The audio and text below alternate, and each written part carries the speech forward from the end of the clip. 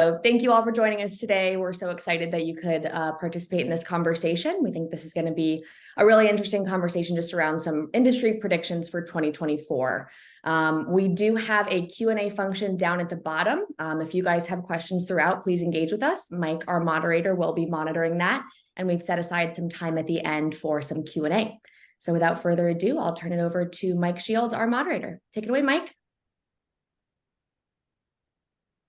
Ooh, you're muted.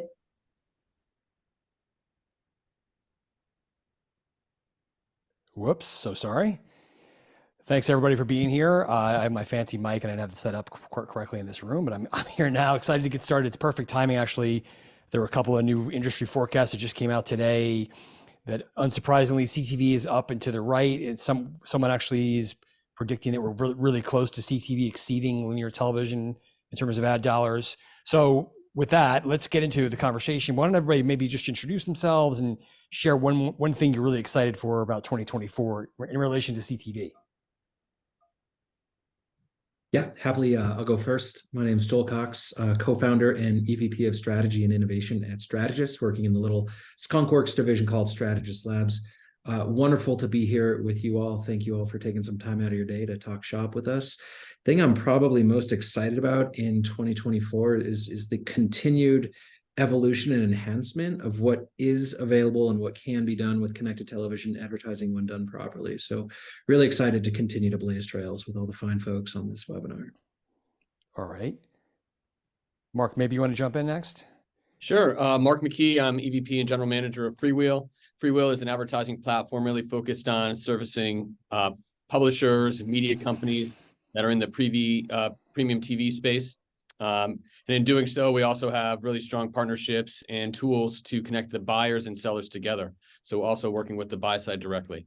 The thing that's most exciting for me, probably a couple of things we'll talk about later, but the thing that I think is really, aside from the growth of connected television, is just, I think it's our opportunity this year to actually get the experience part of that connected TV viewership right for the consumer, because I think that is the domino effect for making it work for advertisers and publishers at the end of the day. Yeah, that is a big one. Melanie, why don't you jump in and introduce yourself and give us your exciting fact? Yeah. Hi, everybody. I'm Melanie Brown. I'm the Vice President of Advanced TV at Tubi, which is the largest and fastest growing free AVOD service in the US. We recently surpassed 70 million monthly active users, and most recently measured by the Nielsen Gauge report at 1.3% of all TV viewing time, which puts us on par with top 5 linear cable networks. For next year, I think I'm most excited for CTV to come into its own regarding measurability, especially around outcome-based attribution. So excited to talk about all these things with you guys. All right, Joel, I'm going to put you on the spot first. Let's get started with these are warm-up questions, so it's not too bad. But what's going to be the primary driver of growth for CTV next year? Is it going to be simple share shift? Is it going to be more availability? Something else? What's going to drive this business? Yeah, I wish I had some really provocative answer, but we know the answer. We're, for years to come and as years before us, ushering linear dollars into the connected television ecosystem is what is going to continue to drive and fuel what we're doing in CTV. But very much to what Mark and Melanie had said, the emphasis on all of us in the industry needs to be on improving user experience and measurability. All right, Mark, you may have actually already hinted at your answer here, but what's the biggest variable we should look for next year in terms of CTV growth? Probably 2 big variables. One is how does the ad impressions transact? How much moves programmatically? How much is part of the upfronts? And a host of other kind of factors that go into how that world, given how fragmented everything is as it relates to CTV and new streaming overall, how does that come back together so it's easy to buy and sell for that matter? Again, going back to the ad experience, we've seen that it's just the fast category is growing rapidly, and it's a great distribution channel. Lots of content is becoming available. You hear from Melanie on the distribution side. It's people are watching and there's content there. The only problem is when you look at that ad experience, it is runs the gamut. Some got it, they nailed it. The balance of ad loads, the balance of just creative overall is one part of it. And then you have to look at it. I was watching one doesn't really matter what show it was, but it was with my kids, and there were 8 back-to-back ads in one pod.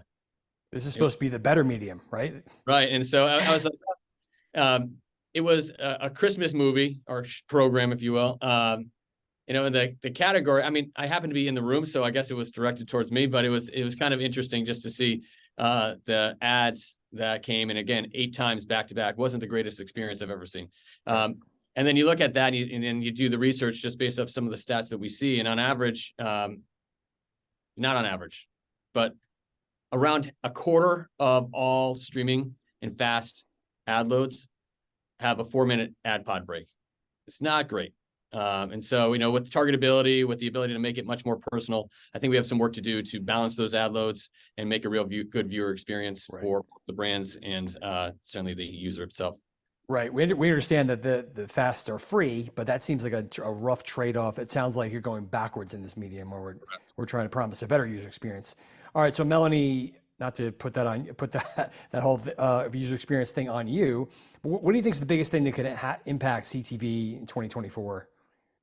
Well, I actually think, when I was thinking about this question, part of my answer really lines up with what Mark was just talking about. I think one of the biggest things that, we've been reading about in the news, especially this year, is the unification of linear and streaming buying across sort of the tech stack and across ad serving when it comes to portfolios, similarly to the Fox plus Tubi portfolio or anything from Paramount or Disney.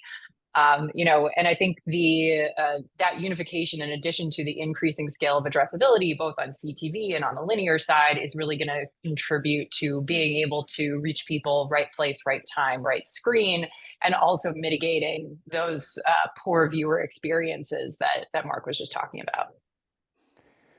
All right, back to Joel here. We saw a couple weeks ago. It's interesting, the context of the unification of linear and stream and CTV buying, because that would seemingly be in TV's favor right now. But a couple weeks ago, most of the major media companies announced earnings. Most of them, their TV ad sales numbers were down, which it wasn't totally surprising, but a lot of the market has rebounded, and CTV is so hot that was perhaps surprising. What's going on there, Joel?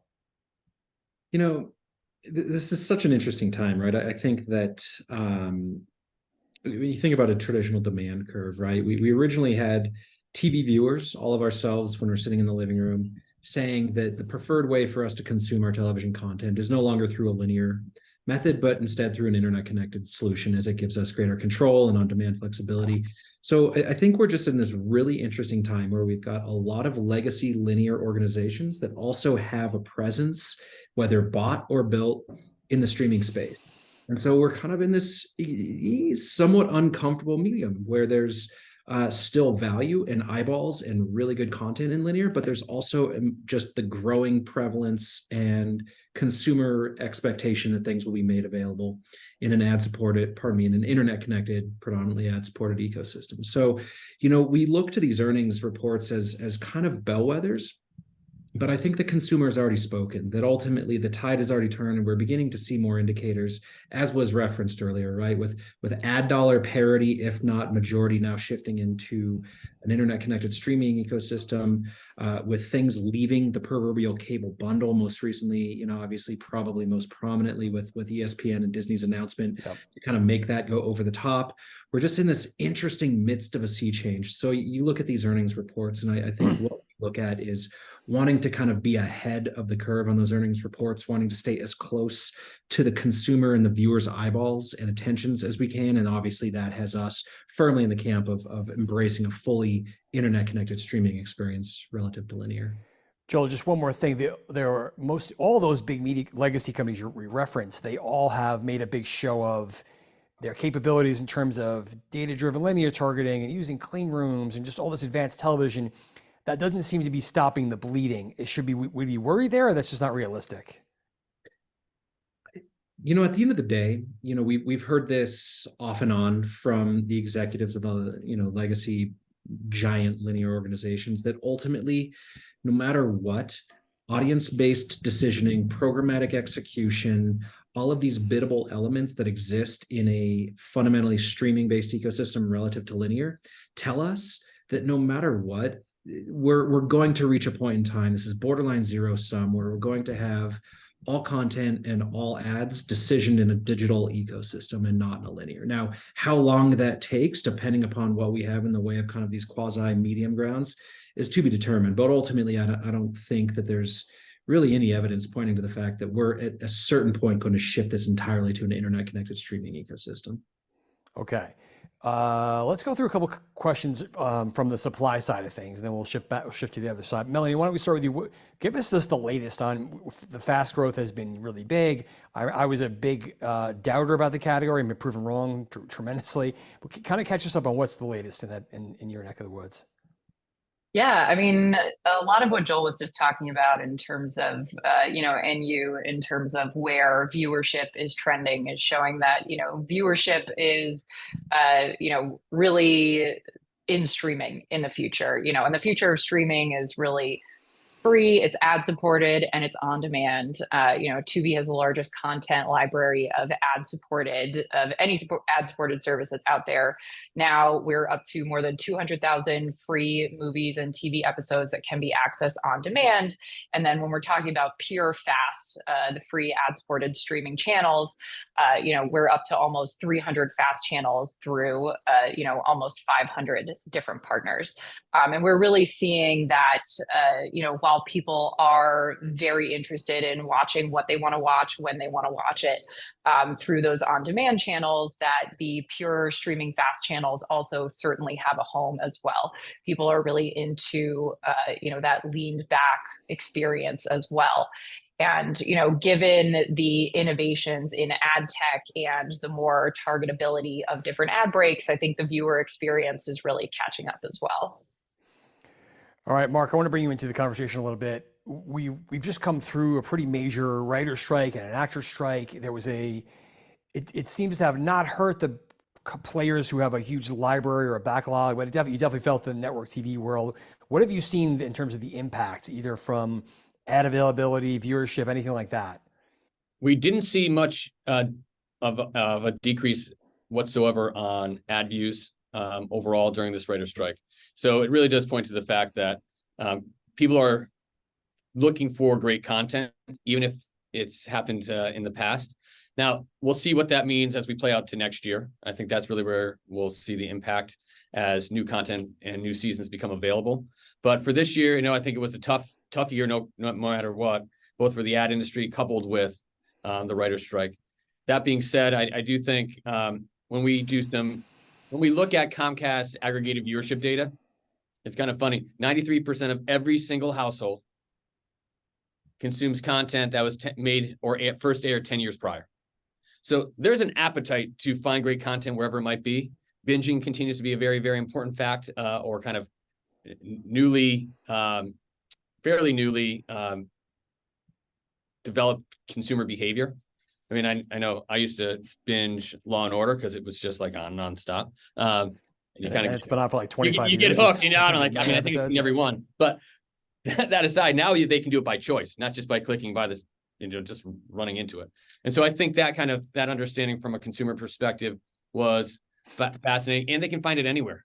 It's fast, it's CTV, it's on demand. There's just so many different things that every consumer can find that content that they want. I think at the end of the day, the user experience is how do I discover? I think we still have a big hurdle as we look at all these distribution platforms. Like, how do we make it so that I don't have to try to figure out where I'm supposed to watch that, but rather I can very easily search and discover where I can watch it and make the where part of it a non-factor. Yeah, that's a major concern. And it seems to be getting harder, if not. But we'll see what happens over time. More, yeah. Joel, let's bring you into from your end. Did you feel any effects of the writer's strike? Mark's right that a lot of these shows that would have been developed would be showing up next year anyway. Did it change the way you do things or have a big impact on your business? Yeah, we've got a relatively unique perspective on that, I think, relative to the general industry, and that is that the power of connected television from a user experience standpoint, but also just as importantly from a marketer standpoint, is that it affords the opportunity to be very audience-centric in our bidding strategy, meaning we can remove some of the legacy mindset that exists within a linear ecosystem of saying we want to reach this specific cohort, and so we're going to think that this is the programming that they watch and the time in which they watch it. With programmatic layered on top of connected television advertising, you have the ability to let the data do all of that hard work for you, eliminate the assumption and eliminate the anecdote. So why I'm giving that background to answer writer's strike, right? Like, what does that have to do with the other? Is the fact that what we know is that when there's a reduction in the amount of original scripted content that's out, and that goes all the way into, late night talk show type of content. What we know is that Americans didn't watch any less television during the writers and the actors. They just found something else. Exactly, right? And if they went and found something else, maybe it was an episode of Baywatch from 25 years ago on Tubi, right? Or maybe it was, right around downloading the Hallmark Channel, because that's what you do this time of year and you watch all your Christmas specials. So suffice to say that we found it was a really good time to help our clients and our partners understand the value of an audience-based approach, because that means that when the original content really dropped off and potentially viewership dropped off out of particular apps and content ecosystems, we didn't have necessarily a problem, because when done properly, you can continue to engage with your ideal target cohort, whether they're watching some content you know a lot about on Disney Plus, or they're watching something a lot more niche on a Scandinavian murder mystery app, or on Tubi or Pluto, or whatever it may be. So we believe that is just another validation of a audience-centric, content-agnostic way of going to work. Let the data do the heavy lifting for you, both on where to find the audience, but also, and I'm sure we'll get to this a little bit later, how to measure what happens after that audience sees your ad. Sure, which would ultimately most brands care about. Melanie, what about from the original content side of things? What are some trends you saw you're seeing on the supply side there? Yeah, I mean, Tubi has really leaned into original content. We launched our first originals back in 2021. And our goal is really to make content that we know our viewers are going to love. So going back to the point of, an audience-based buy, where are you going to find a lot of the audience that is your target audience? Part of that is going to be on addressability and, device-specific targeting, but a lot of it is also going to be contextual inside of the content that those audiences really resonate with. We actually take a very data-driven approach to our original content generation by analyzing the content and the genres that are the most watched and the most engaged with on Tubi. We've actually now developed more than 200 original titles, and those range from unscripted series to documentary films, as well as award-winning dramas in the last couple of years that are, proven by our data and then, sort of generated using a lot of our machine learning models to say, this is the kind of content that Tubi viewers really want to watch. And we've, really seen a lot of success with those, especially in the last couple of years. I'm not sure if that should frighten me or excite me. That sounds like that. If I'm a writer, that might freak me out. But then again, you want to make stuff that people are predisposed to watch. Yeah, well, let's be clear. The writing is still done by people. Yes, we're not bringing in ChatGPT to write our original series. Not just yet, anyway. No, thank you. All right, Mark. What about from your end, the value of originals? Has it changed given what's gone on the last few months? Are you seeing any different trends that are interesting? I think there's two things. One, from a consumer perspective, again, they we just all talked about how they sought out the content one way or the other. These moments also are very pivotal in shifting. As Joel mentioned, these are moments where you have to do something different as an agency, as a marketer. So these are forcing mechanisms in this evolution that we've seen, and you see that in earnings reports, right? These are moments that we look back on and know that these were pivotal moments in how we got to where we are today. On the flip side of that too, though, what it did for us as content creators, as publishers, as marketers, as agencies, that little bit of uncertainty as you think about the Q4 upfronts, those tent poles that you are going to align around, from a business perspective, certainly did have a pretty big impact. And what we saw, though, was also almost a reinvigoration of live. Live are those moments where it's probably the last thing that is tune-in television. It's probably the last thing that is cumulative reach all at one moment that still takes place. And for a lot of these streaming companies, it is the biggest mechanism to drive broader subscriptions. I know Amazon sees huge value in it as they think about Thursday Night Football. They did it. One, it's a great distribution channel, but they did it so they could drive more viewership, more subscriptions to their systems overall, their platform. And so that's what a lot of the opportunities on the live front have. You saw Apple, with their Major League Soccer or MLB. And so they've been doing, and then of course, the people that have always done it and know how to do it really, really well, whether it be Fox, NBC, the broadcasters, Paramount. There are a group of kind of people that have lived and breathed by live, and they will continue to do just great things with it. But that importance of live has become more important than it ever has. And I think, between the writer's strike, between all of these distribution and streaming opportunities, it's just really, with fragmentation, is probably the last one thing that everyone can tune into, because no one wants to watch a game late, really. No. So especially this weekend. No, you don't want to miss. Maybe the Jet game. You can watch that another time. Yeah, you could skip that one. Right. I will give you that. Joel, what about from your perspective? There was a time I remember when there was thinking that none of the big leagues would ever put their most valuable property on streaming services. It was too dangerous. That's obviously changed. You saw Google grab the Sunday Ticket. Obviously, Amazon has made a huge statement with Thursday Night Football. Now we're going to wonder what's going to happen with rights. What are you seeing there from an advertiser perspective that's really shifting the landscape? Yeah, this is such a good topic. I hope we can have a follow-up webinar just for this. I'll do my best to keep my thoughts as concise as possible, but I mean, there's so much going on here. So I think it's safe to say 2023 is and was a watershed year for live sports in streaming internet connected content and all of the apps we've mentioned. Just like Mark had referenced, you've got the major tech giants literally writing checks for the exclusive rights to Thursday Night Football, to the NFL Sunday Ticket, to MLS. The list goes on, but what we're again seeing is kind of this sea change where these tech firms that I just mentioned, Apple, Google, Amazon, have more in the bank account in cash than the market cap of their literal linear competitors. And so it gives them the ability to make some bets with significantly lower risk.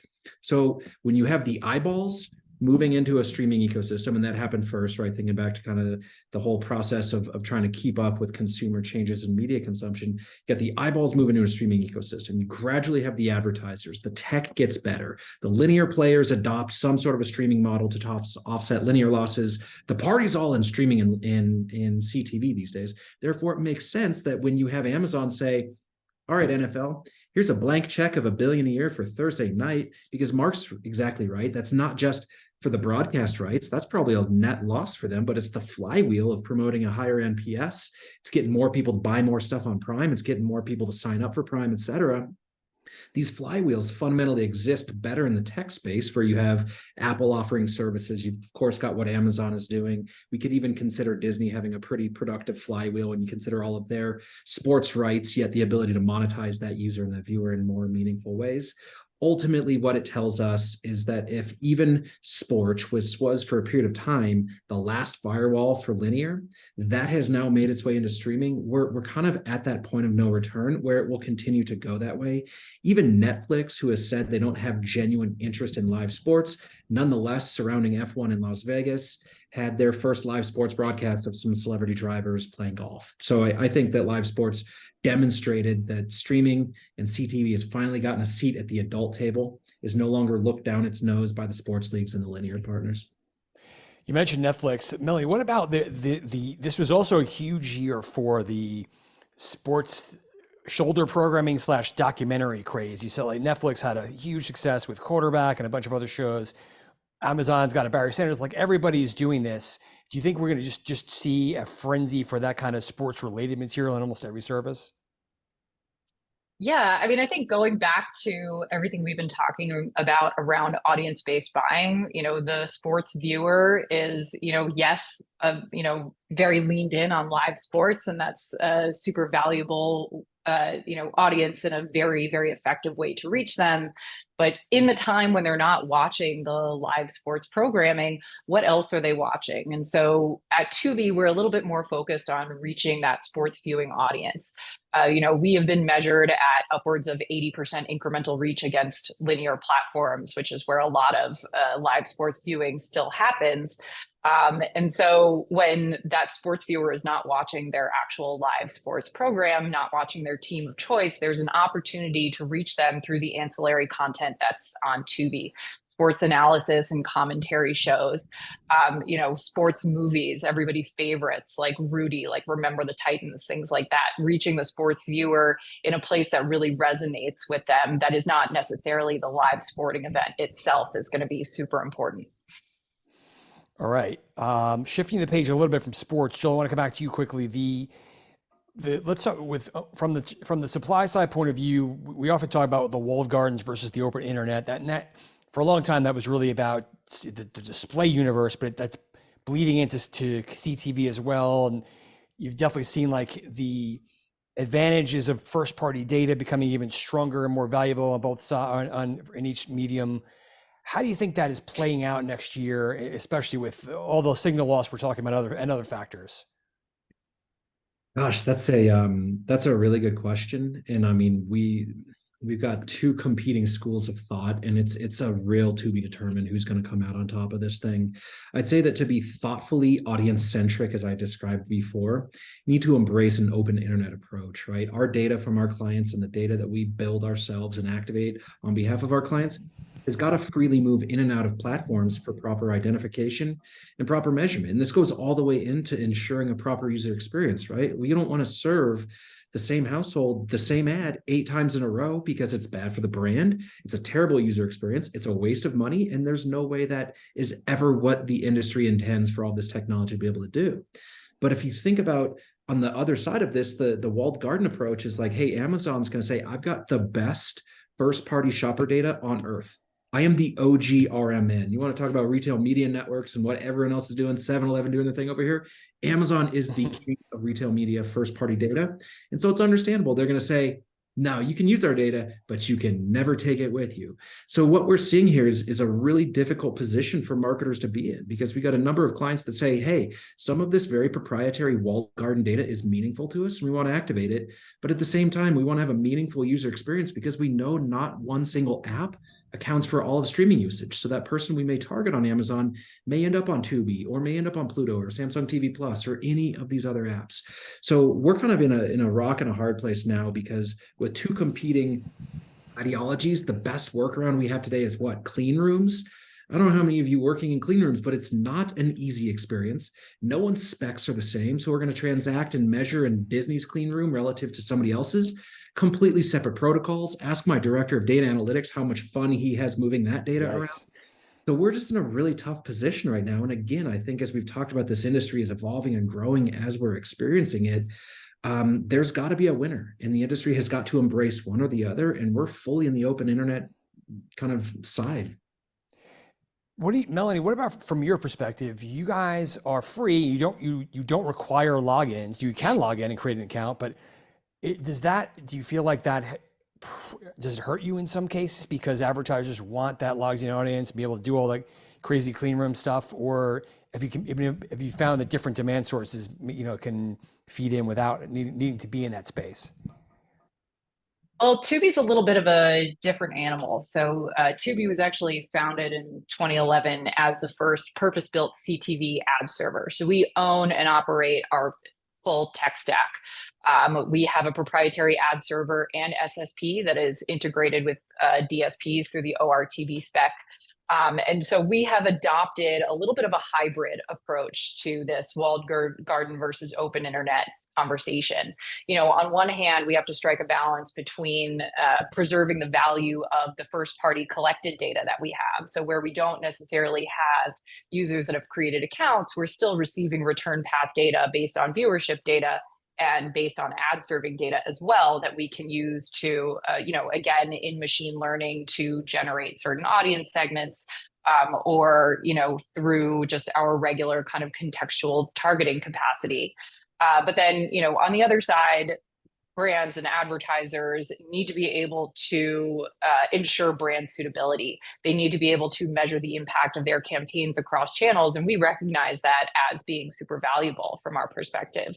So it's kind of about the elements of data to hold on to and the elements of data to share out with advertisers. So there's not really a one size fits all at this point, to Joel's point.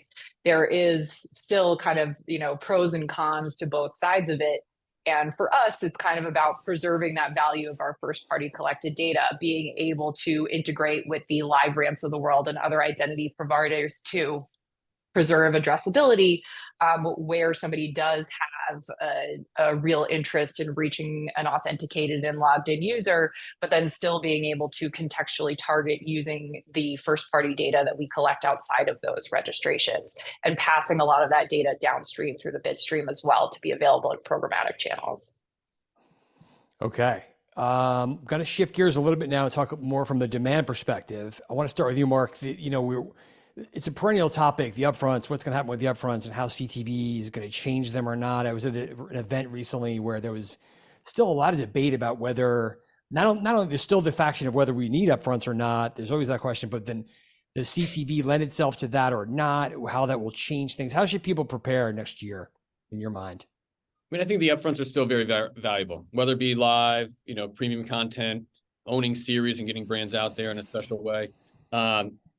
But I think what they're trading on is a bit different than what we've historically done. Historically was how much money do I commit, and then what do I get for that? What we know that brands need more than ever is flexibility, and flexibility on their spend and having to be able to move that, but that kind of defeats the purpose of the upfront. But more flexibility in how they transact. They're trading and talking about how do I plan and forecast against the audiences that Melanie referenced. How do I have flexibility in how I transact programmatically in a biddable space versus just automating the IO? And so those are the things that people are transacting on. And the last piece is, I think a lot more of the brands recognize that they have a real problem. They have to re-aggregate these audiences. Because right now, if I just look at Freewheel, any given one piece of program can be on 400 different endpoints all at one time. And so it's kind of hard to be like, hey, I'm an advertiser, I want to reach this, and then go try to do specific deals with each of them. And so I think there is a role that both technology plays, but also just the relationships. One thing we do know, and I think no one on this call would disagree, though, they will be more connected and they will be more flexible, and they will be, to the earlier point on TV and linear, they'll just be more converged overall. And so I think those are where we're going to be. But I've been fascinated, the trading on data, the trading on transaction type as part of the upfront. I think that's a trend that's going to continue to move forward as technology enables things to happen easier, better, faster. And I think that's a good thing. Make it more complicated. What about you? You're attached to a broadcaster, so you have a unique perspective, but you're also a big programmatic seller.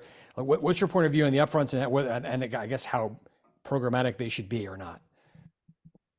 Well, broadly, I agree with Mark that the upfront still has a lot of value. It has a lot of value to advertisers. It has a lot of value to us as publishers. But I think one of the big challenges of the upfront cycle is the ability to plan, in an effective way across all of these different channels. And I think that's one of the areas that stands to benefit the most from CTV's kind of data first, inherently connected nature. The rich data that comes back to us from CTV platforms across the board, whether that is a television device itself or a plugin like a Chromecast or a Fire Stick or a gaming console, or even mobile devices, make it easier not just to reach consumers in all of those places, but also to close that gap that we were just talking about, converge linear and CTV a little bit more. Those, more enriched data sets, that ultimately are far more robust than what a lot of agencies and advertisers have been working with before, are going to allow for a much more accurate way to plan against deduplicated audiences, across the television ecosystem. So I think it's, going to ultimately help the upfront be more effective and be a little bit better for everybody on all sides as far as the ways that advertisers want to transact. I know a lot of publishers are leaning in the same way in terms of tell us how you'd like to transact and let's work together to figure out the best ways to make that happen. We want to meet buyers where they are, and we want them to be able to transact their upfront in the way that works the best for their campaign KPIs ultimately. Joel, I'm going to picking up on Melanie and several others that mentioned data and identity here. you had kind of hinted at the challenge of clean rooms and specifically, but in general, CTV is supposed to be this dream of the best of the internet and the best of television, right? Where you can do all this incredible targeting and using data and find your audience using the most powerful medium there is. How is that going? Well, I think that you've got a lot of plates spinning all at once, right? You've got like I'll go ahead and just say like the biggest cliche in ad tech this decade is Google and the deprecation of their cookie, right? The third-party cookie. It's like this is still a thing, even though most browsers are cookieless, mobile devices are cookieless, and connected television is inherently a cookieless ecosystem. Yet for some reason, once every couple of weeks, we've got to just like look at the sky falling because Google may or may not deprecate their cookie some point this millennium. So what I think in going about saying that is that the industry has already embraced identity in every piece of signal that we can extract from the bid stream and ecosystems, from programmatic execution, from first-party data and clean rooms, to be more thoughtful in what we're doing. So to tie a bow around a lot of this data and identity, we think that if you're going to participate in the upfronts, which we absolutely support, there's value there, there's still meaning to this, but to be able to say that you want your impressions to be biddable and that you want that data to be biddable across your own first-party data that has been one way or another matched to identity that is then interoperable across the DSPs, the SSPs, the identity resolution partners is the name of the game, right? Maybe we name drop buzzwords like UID2 and ramp IDs, but ultimately at the end of the day, there needs to be a better, more singular, interoperable solution for identity. We think that all of these identity graphs and all of this ability to begin matching identity is where we're going. Once again, we've just chosen to work in an ecosystem that is literally evolving every single day we work in it. So we believe firmly that with or without Google's third-party cookie, we are moving toward a path of a much more sustainable source of identity. Now, certainly not going to pick winners and say that it'll be UID2 or something else, but I think simply relying on identity graphs that aggregate so much more information about an individual ensures that A, we're serving the right message to that person, but we're managing and we're thoughtful in the amount of frequency that that person in that household receives. And then arguably most importantly for everybody, that there's meaningful measurement associated to that, such that as soon as Mike buys the running shoes, the data is able to pass back through identity resolution to say, we don't need to serve Mike and his household running shoe ads anymore. Maybe it's now for the socks or the tracksuit that goes with it. But I think we can all lament the experience that, wait, I've already bought something, yet I'm still seeing CTV ads for it. I'm already bought it, but I've already seen 9 CTV ads this episode for it. Identity can be a crucial element in solving for that. Once again, we're just not quite there. Thank you for letting the audience imagine that could be running at all. Well, I was thinking about you in a tracksuit, to be honest with you. That's what I was thinking. Yeah, no one should be thinking about that. That's really sad. Melanie, on the ID note, Joel mentioned a couple of times what's going on with the post-cookie world, and there's been all these attempts at coming up with some kind of solution or replacement. TV doesn't have that issue, but there seems to be a desire for a single identity or something that's interoperable that everybody kind of gloms onto, yet everybody seems to have their own graph and their own identifier. Like, where is that going, do you think, in your mind? Well, I think, to kind of piggyback on a lot of what Joel said, signal loss has been primarily considered one of the more traditional digital, I don't know if anybody's ever said traditional digital before, digital concerns. CTV, which is inherently a cookieless medium, its identity is not just about preserving targetability, because we still do have quite a few signals that are not really in danger of being removed for targeting CTV. So it's not just about preserving that ability, but it's also about enhancing targetability. And in some cases, even creating it through integrations with different identity partners. Tubi was actually the first CTV provider to directly integrate with LiveRamp's Ramp ID and pass that downstream through our proprietary tech stack. And the same with UID2. So we've been passing both IDs wherever we're able to create them as much as possible. Because we know that there is a need from buyers and from marketers to be able to reach their same audience across different channels and then unify again on the back end. These persistent identity solutions that we've just been mentioning, they act as bolsters both for targeting and measurement in a consistent and privacy safe manner.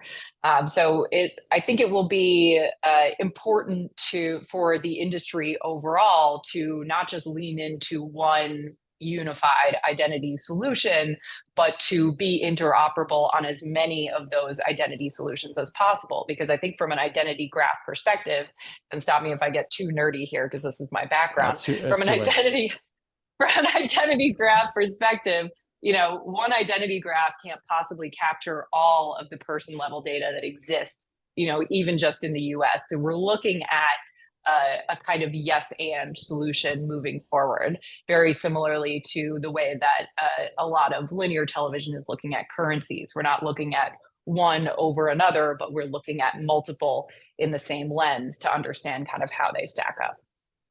Mark, I was just about to bring up currency. Melanie beat me to it. When it comes to measurement, the conversation around television has been largely around, do we need a replacement for Nielsen or 3 or 4 different versions of that? But then there's also the attribution. How do we make television a little bit more like retail media or accountable? That's a long way of asking what happens in 2024. Where is the conversation headed around measurement, and what needs to be kind of attacked first? I would keep measurement and currencies very, very separate. Okay. And I only say that because measurement and attribution is one aspect. I bought something? Did it deliver? How did it perform? That's one aspect. Am I paying on it is something a bit different. And am I reconciling against it? Again, something a little bit different. As it relates to the IDs, I do think they'll play a very, very important part. I think the JIC that the industry has really started to, foster or kind of drive is just more competition, so that there's more flexibility in how things can get measured. Whether it be VideoAmp, ComScore, Nielsen, any of these players that exist today, there are more and more people, iSpot, coming into play each and every day. And that's a good thing. I think that's a good thing from a flexibility. It's a good thing from, innovation is probably the biggest benefit we're going to get out of that. Competition fuels innovation. And I think that's one thing that we've been lagging quite a bit. On the other side of it, though, as it relates to identity, I don't think any one ID will win. And so the industry and kind of the role FreeWheel plays, because 90% of the industry, premium industry of video runs on FreeWheel, we do realize that we have a role to play in servicing those customers, because they have to say, as a publisher, you have to say yes to all the IDs. Yeah. You can't be in business with only a couple if you're cutting yourself off. You might have some strategic partnerships with one, but at the end of the day, it doesn't matter what IDs come in your way. You have to be able to say yes, accept it, and then forecast what you can do with that ID, both from a performance perspective, but also just the size of the campaigns themselves. And you have to do that for every ID that exists. And what the industry is really, and kind of our focus with our audience and identity platform, is how do we be the currency exchange for the ID space, where they can say, yes, I get it in dollars and I transfer it into euros or pounds, whatever that currency might be. But it's not just about doing that. That sounds very manual in nature. It's how do we automate that too? How do you not have to go to the currency exchange, plain and simple, to do exactly that? And I think that will be the most important component to it. But I would say you probably have to couple on top of that.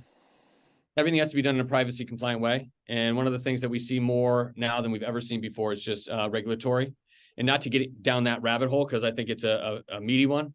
Probably a separate one that I shouldn't be on. I probably don't have enough knowledge to speak to it. But one that we have seen just so much advancement in the regulatory to protect the consumers than we've ever seen it before, and lots more to come. And so I think it's all of what we talked about: the cookies, the identity. How do we have more targetability and measurement? But then you have to think about, how do I going to do that in this new world where consumer privacy has to be at the forefront of all those decisions?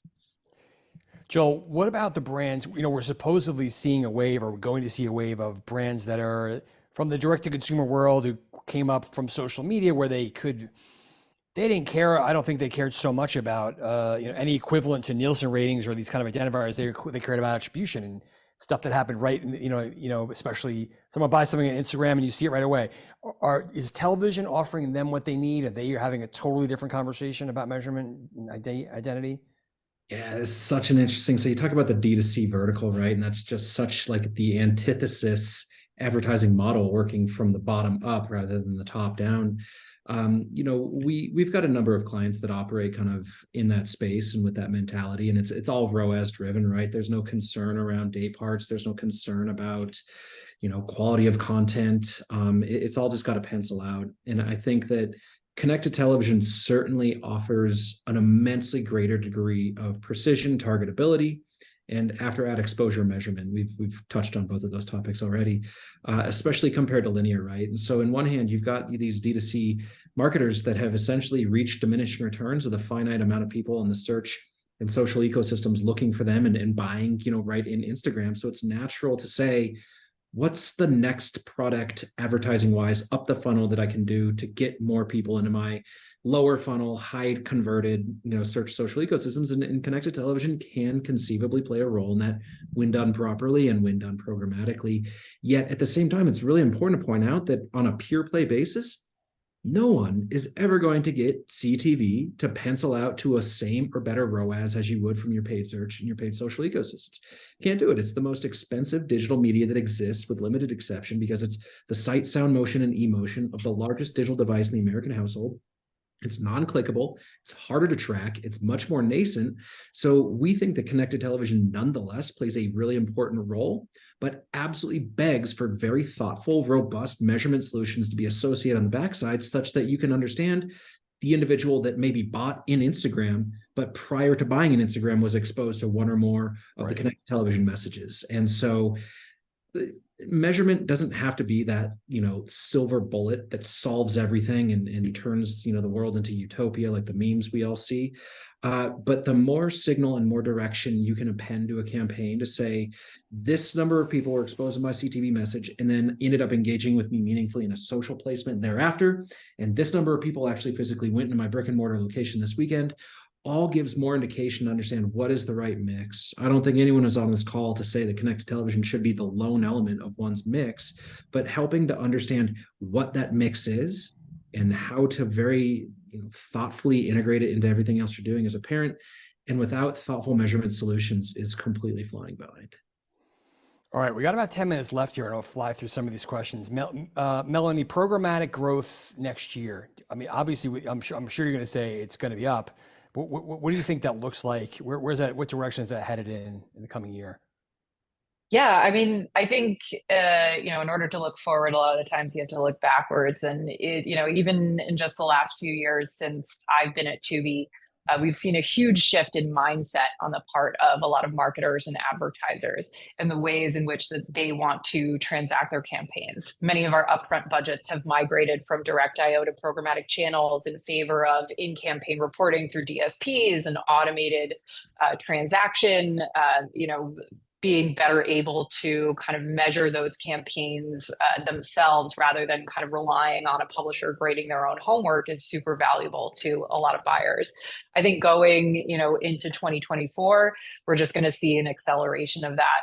And I think it is, to the point of everything that we've been discussing, around kind of unification and buying at parity in the upfront. I think we're going to sort of continue to see linear or direct IO and programmatic kind of even out in terms of how advertisers are transacting, and maybe even according to a recent the recent metric that you quoted at the beginning here, maybe even surpass some of that direct IO buying as well, just based on the benefits that there are from an advertiser perspective. Mark, do you see that similar trend next year? Are we a shift away from direct, and is it going to be mostly programmatic guaranteed and private marketplace type deals, or is it going to be all over the place? I mean, I think for, on one side you have, I think it was Business Insider quoted 87% of CTV will be programmatic. I look at the premium space, it's only 35%. Mm-hmm. So, and of that 35%, it's mostly PG. So I think there is room to grow. It's quality matters, I guess, at the end of the day, is what it comes down to for buyers and sellers. And, If you're buying the long tail, yeah, it's going to be programmatic. If you're buying the premium stuff, that has certain expectations, maybe coupled with your linear buys, yeah, they're going to expect it's maybe not going to move as quickly, but it's certainly going to grow significantly over the course of, I'd say, next year, but even beyond. There's room to go on that front. All right, it is speed round time. We're going to go quite fast here. Shoppable CTV. Who is really bullish on it? Who likes QR codes for television? Who is not so sure they're long for this world? I'll go as quick as I can. Look, we've all seen it. If you stream, Prime Video at any point, even, I have a Sling subscription for some reason I still haven't figured out. QR codes abound, right? We've got this thing where Coinbase like broke the mold, did that 60-second Super Bowl spot, and it was like, wow, QR codes and CTV, amazing. We don't have the data to say that people are flipping up their cameras as quickly as possible and scanning that QR code in a 15 or 30-second ad unit. We're skeptical of it, but what that tells us is if a QR code is in content to try and get some measurability, some sort of shoppability, some sort of engagement, it tells you that you have to have this device in your hand already, right? From a purely programmatic execution standpoint, you can be running a deterministic retargeting campaign alongside your CTV to effectively serve an ad unit on this device that is specifically relevant to the ad exposure that they just saw in their CTV. We think that's a much better way to go about this, but we at least celebrate the industry thinking creatively. You presumably can, as a pub, can get a higher yield from a QR code ad unit that's targeted to the right individual. And if that occurs, then what we're doing is at least being mindful of the user experience of hopefully not stuffing ad pods too much, because the yield on every impression is higher because it's targeted, and maybe someone's going to maybe one day scan one of those QR codes. Has anyone on this call ever scanned a QR code on a CTV ad? Not at work? Yeah. I did, but it was more work. It was a work reason. That's a good question. I mean, it is working for brands. I mean, it's certainly something I'd say QR codes have been around for a long time, but is it the end all be all? No. I mean, I think there's probably better, more seamless executions, but COVID kind of made it worth doing, made it worthwhile.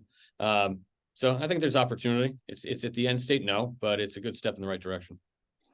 All right, Netflix advertising. Does it even matter? I can't believe we actually wrote this down. Who wants to take that one? Yes, I think it matters. Their ad-supported scale has been growing. The viewer base is definitely high value, as well as inherently addressable in the same way that Tubi's inventory is inherently addressable, which makes it really monetizable and really easy to kind of reach those audiences at scale. I think what remains to be seen is how much scale they maintain over time. Is the cost savings of the ad-supported tier enough for that audience to stick around long term? I think that still remains to be seen. We're still, in the first year of their growth, but short answer, I think, is we better watch out for Netflix. I just saw Verizon is promoting a Netflix bundle with their service coming out, so that should drive for the ad tier specifically. So that should drive things. Mark, you going to say something? No, I think it's great. I mean, I think more people moving into this space. It's a great distribution vehicle. They create great content. Yeah, they're going to be meaningful. They're going to be global. Most of the content owners that I speak with, even brands, they think globally. And so I think it's just a great addition to the ecosystem. All right, I want to pick up something from the chat here. We're running out of time fast. What about, several folks have talked about the frequency problem, duplication, or either audience duplication or ad duplication. I don't know if either can be solved easily, but who thinks these are things that are going to be tackled next year? Representing demand, I'll go first if it's cool. I think go. Here is you got to lean on identity. You got to lean on data, especially your own first party if you got it. But transacting programmatically enables you to, again, huge caveat, huge qualifier here, when done properly, should be able to measure and normalize across multiple placements, whether that's a series of private marketplace contracts with inventory, whether that's running your campaign across multiple disparate DSPs. We should be able to solve this audience overlap, duplication, and frequency problem if marketers are willing to roll up their sleeves and do the dirty work. You can't do this on a PG deal. You go set up a PG deal with Hulu and you set up a PG deal with Paramount. They're not going to help you ensure that there's not duplication, overlap, or frequency problems. You got to be willing to do it yourself. All in there. All right. We're going to go starting with Melanie. Everybody's got to give us their big prediction for 2024. Well, I think my hot take is 2024 is the year cookies finally do leave us. I know we've All been right. joking about it, God bless but us. also yeah, I think when TV platforms start finding the value in persistent IDs for targeting and measurement, it's kind of time for the rest of to everything that everybody talked about earlier about most browsers being cookieless and many devices being cookieless. At this point, I think it's time, and the year of addressability and using those persistent IDs and going back to the whole identity conversation is where 2024 is headed. Mark, prediction. Viewer experience will come to the forefront, and your frequency problem, as far as ads, will have a significant play in as a result in the improvement of that. And so those that get on board and solve that problem, they'll have great success. Those that don't might be a big challenge. They'll lose subscribers. All right, Joel, you take us home here. Last prediction. I love those both. I'm going to name a name. I think that this time next year, we're all going to be grappling with how we integrate an Apple DSP that is fundamentally iOS and Apple TV content centric into our marketing plan. It'll be the walled garden of all walled gardens. It'll be the most desirable cohort in the United States. They've signaled as much. They're already dabbling into the ad market. Obviously, what they're doing with ads in the app stores, the apparatus that they essentially took away from Meta and Snap, they've installed into their own. They're ready to go. I can't see a time when Apple doesn't just put their eyes on connected television monetization from a DSP standpoint and absolutely just rock the industry. Think of the irony. Nice. The UI will be nice. Yeah. And It will be so clean. The anti-targeting company will go big. That's the irony. Folks, terrific conversation. Thanks everyone for participating. We ran out of time here. We're going so fast, but thanks everybody for awesome webinar and conversation. Thanks, Mike. Thanks, everybody. Thanks, everybody. Great speaking with you all.